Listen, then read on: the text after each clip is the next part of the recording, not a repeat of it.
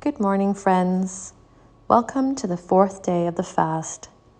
Sending you greetings from Melbourne, Australia. Today, the quality is on service. I would like to read you a quote by Abdu'l-Baha about this theme.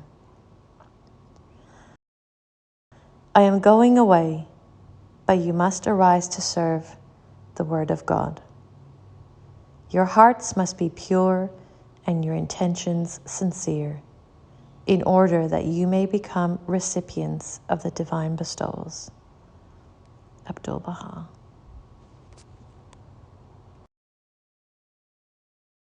Now I'd like to share with you the story of Grace Ober. I hope you will enjoy it.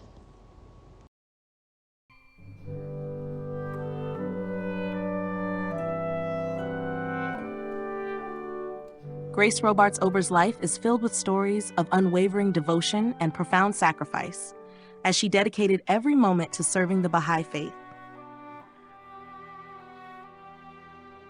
Her journey began when she was introduced to the faith by Lua Getzinger.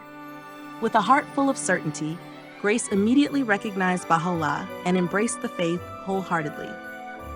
When Lua invited her to help prepare a home for Abdu'l-Baha's visit to Chicago, Grace eagerly joined, seeing it as an opportunity to serve. After their work was complete and Abdu'l-Baha's stay was nearing its end, Grace felt an overwhelming desire to remain close to him. She asked for permission to follow him to New York and assist in his household. Abdu'l-Baha's response was both stern and loving. "Are you sure you wish to serve me?" he asked. He posed the question 3 times, and each time Grace's resolve grew stronger. Finally, he consented, saying, "Very well, go, settle your affairs, and we will meet in New York." Overjoyed, Grace traveled to New York, eagerly awaiting Abdu'l-Baha's arrival. However, when he arrived, he warmly greeted Lua, but glanced at Grace as though she were a stranger.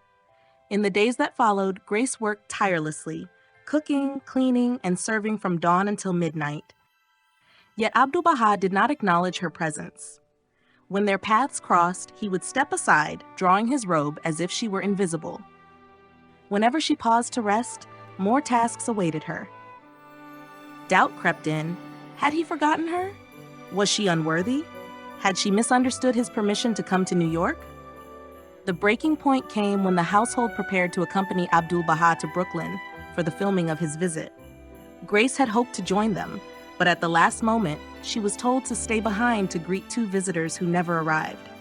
Feeling discarded, she sought solace in arranging the white roses delivered daily for Abdu'l-Baha's room, a small task she cherished. But that day, when she reached the top of the stairs, she found his door locked. Heartbroken, she collapsed on the floor, the roses scattering around her as she wept. Later, exhausted and hungry, she went to the kitchen, where she found only an egg and a piece of bread. She boiled the egg, but it exploded in her face. As she slowly crumbled the bread and ate it, a realization dawned. She was eating the crumbs from Abdu'l-Baha's table. This moment brought her profound peace, and a spirit of prayer filled her heart. That evening, Lua came to her with a message. "The Master has asked me to tell you that he knows you wept." For the first time, Grace understood that her ordeal had a purpose. She prayed deeply, seeking wisdom and selflessness. In the stillness of her heart, a question arose. "Are you as happy scrubbing garbage pails as you are arranging roses?" The answer came with clarity. True service is joyful, no matter the task. In that moment, the door to her room opened, and Abdu'l-Baha entered, his arms outstretched, his face radiant with light. "Welcome," he cried. "Welcome to the kingdom." He embraced her deeply, and from that moment on, he never withdrew his presence from her again. Grace continued to serve in every way she could. Later in life, she embarked on a 5-year teaching journey through the southern United States, even enduring illness for 3 of those years. Eventually, she was admitted to a convalescent home. Around this time, Shoghi Effendi had called for pioneers to South America, and Grace's heart ached to respond. She prayed fervently to find a way to serve. On her first evening at the home, a Valentine's Day party was planned. Determined to participate, Grace prepared a costume but fainted before the event and was found unconscious, unable to walk. The next day, she managed to join the festivities in a wheelchair. To her delight, the guest performers were from Chile, Argentina, Peru, and Brazil. Recognizing the humor of the situation, Grace laughed.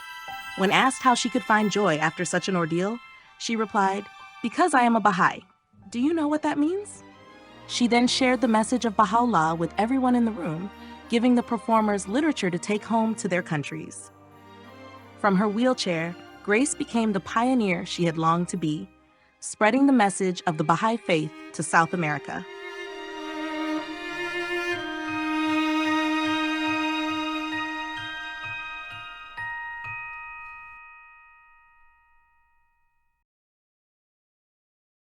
Dear friends, it was a pleasure to be with you today. I hope you have a wonderful day. Sending you lots of love from Melbourne, Australia.